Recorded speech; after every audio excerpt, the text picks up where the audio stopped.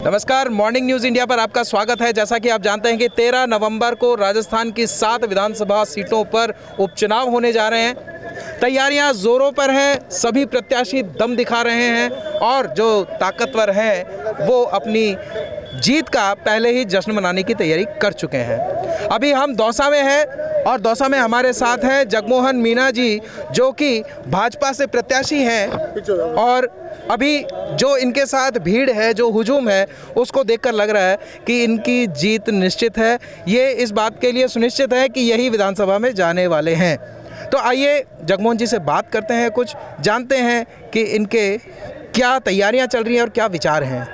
नमस्कार साहब। नमस्कार जी। अभी कैसी तैयारियां चल रही हैं? बहुत बढ़िया, आप देख रहे हैं कितना हुजूम उमड़ा हुआ है कार्यकर्ताओं का। ये अभी सब फील्ड से आए हैं, अब सेकंड शिफ्ट में निकलेंगे रात को। तूफानी दौरे लगातार जारी हैं आपके? बिल्कुल जारी हैं, लगातार जारी हैं तूफान। अभी डॉक्टर साहब से भी हम लोग मिले और जाना कि वो किस तरह से काम कर रहे हैं और किस तरह से वोटरों को लुभा रहे हैं। तो आपके भाषणों में खास बात क्या होती है जिससे कि आप वोटर्स को आसानी से लुभा सकें?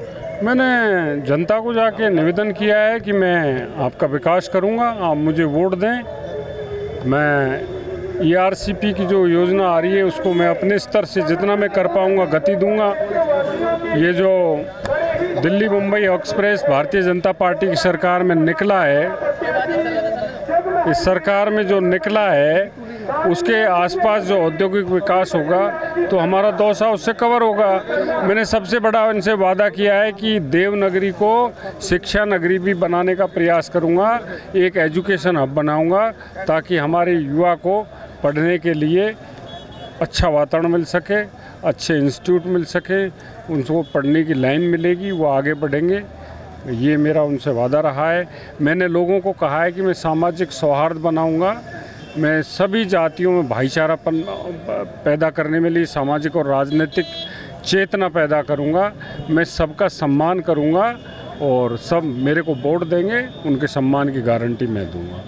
अभी जो है DC बैरवा साहब हैं, वो खुद भी मतलब अभी तूफ़ानी दौरे कर रहे हैं लगातार, लेकिन अभी जो जब तक जो हमने सर्वे किए हैं उसमें ये निकल कर के आया है कि आपका समर्थन करने वाले लोगों की संख्या अभी हमें ज़्यादा दिखाई दे रही है। तो ये कोई आपका जादू है या किसी तरह की कोई आपने राजनीति की है? इस ज़िले का निर्माण ही जब हुआ था तो लाठी गोली खाएंगे, दौसा जिला बनाएंगे, किरोड़ी लाल जी ने नारा दिया था, उन्होंने इस चीज़ को उठाया था और दौसा जिला बनाने में अग्रणी भूमिका निभाई थी।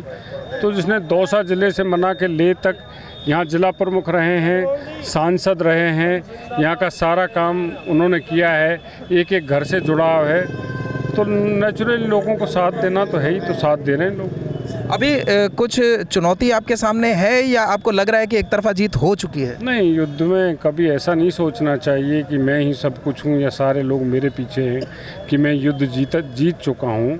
ऐसा कुछ नहीं है, संघर्ष लगातार जारी है और मैं लगातार 12 तारीख तक अपने प्रचार में उसी तरह से जुटा रहूँगा जैसा प्रथम दिन से जुटा हूँ। अच्छा, अभी मान लीजिए कि आप चुनाव जीत चुके हैं और अब यहाँ की जनता ने मानस बना लिया है कि आपको वो विधानसभा में भेज रही है। अब जीतने के बाद में आपका सबसे पहला काम दौसा के लिए क्या होने वाला है? जीतने के बाद मैं हर गांव में जाऊंगा, उसकी अथाई पे बैठूंगा, लोगों से कहूंगा आपने मुझे वोट दिया है, मुझे भेजा है, आपका बहुत बहुत धन्यवाद। अब आप आ जाएं और सारे लोग मेरे को बताएं कि आपके गांव में विकास की प्रायोरिटी क्या है, आपकी प्राथमिकता क्या है, उसको मैं लूँगा। फिर अपना उसको काम को कराने के लिए प्रयास करूँगा, बजट लाऊँगा। सबसे पहला मेरा काम यही होगा कि जिस विकास के मुद्दे पर मैं आया हूँ, उसके नाम पर वोट लेके जा रहा हूँ, उस वादे को सबसे पहले पूरा करूँगा। अभी दौसा की जनता से जब हम बात कर रहे थे तो वो कह रहे थे कि जयपुर हमारे बिल्कुल पास में, हम राजधानी के पास ही रहते हैं, लेकिन फिर भी पानी की समस्या यहाँ बहुत विकराल है, तो उसको लेकर भी आप कुछ सोच रहे हैं? नहीं, पानी की समस्या को लेकर तो गवर्नमेंट पहले से ही कर रही है। ईशरदा बांध से लाने का पूरा प्लान बना हुआ है और उसका काम प्रारंभ भी हो गया है। पानी तो आएगा, ERCP आ ही रहा है, तो पानी की तो कमी दौसा ज़िले में वैसे रहने वाली नहीं है, बस थोड़ा समय लग रहा है क्योंकि बड़े प्रोजेक्ट हैं। इसलिए थोड़ा समय लगेगा। मॉर्निंग न्यूज़ इंडिया के माध्यम से आप दौसा की जनता से कोई बात कहना चाहते हैं, कुछ अपना संदेश साझा करना चाहते हैं? मैं दौसा की जनता से निवेदन करता हूं हाथ जोड़ के कि 13 नवंबर को भारतीय जनता पार्टी के चुनाव चिन्ह कमल के फूल पर अपना बटन दबाएं ताकि यहां से मैं जीत के जा सकूं। उनसे मेरा निवेदन है, मेरा वादा है, जो मैं वादे भाषणों में अपने कर रहा हूं उन सबको पूरा करूंगा और यहाँ की सुरक्षा की लोगों की गारंटी मेरी होगी, उनके मान सम्मान की गारंटी मेरी होगी, उस पर किसी तरह की आंच नहीं आने दूंगा। अभी एक बात और निकल कर आई थी, यहाँ की कानून व्यवस्था को लेकर के, यहाँ की कानून व्यवस्था को लेकर भी जो है कुछ बातचीत उठी थी, कुछ उम्मीदवारों ने मुद्दा उठाया था कि यहाँ कानून व्यवस्था सही नहीं है, तो उसको लेकर आप क्या विचार कर रहे हैं? मेरी समझ में मेरे को तो ऐसा लग नहीं रहा कानून व्यवस्था पे यहाँ कोई, ये जब से राज आया है भारतीय जनता पार्टी का तो कोई बड़ा मामला हुआ हो या कोई क्वेश्चन मार्क हुआ हो। अब विरोधी का काम तो विरोध करने का होता ही है, वो तो आप चलोगे तो आपकी चाल में भी विरोध देखेगा, आप कहीं खड़े होकर पानी पियोगे तो उसमें भी कमी निकालने की कोशिश करेगा। तो ऐसा कोई बात नहीं, कानून व्यवस्था बहुत सही है यहाँ की, बहुत अच्छे थे, प्रशासन और पुलिस का जो बेड़ा है वो ढंग से काम कर रहा है। हाँ साहब, आप बताइए, आप कुछ कहना चाह रहे थे? मैं बाबा साहब और जो छोटे बाबा हैं उनका बहुत बहुत धन्यवाद करना चाहता हूँ। बात दौसा जिले की बात नहीं है, मैं जयपुर जिले से हूँ, ग्रामीण क्षेत्र से, लेकिन मेरे छोटे भाई को स्नेक बाइट का केस हुआ था SMS हॉस्पिटल में।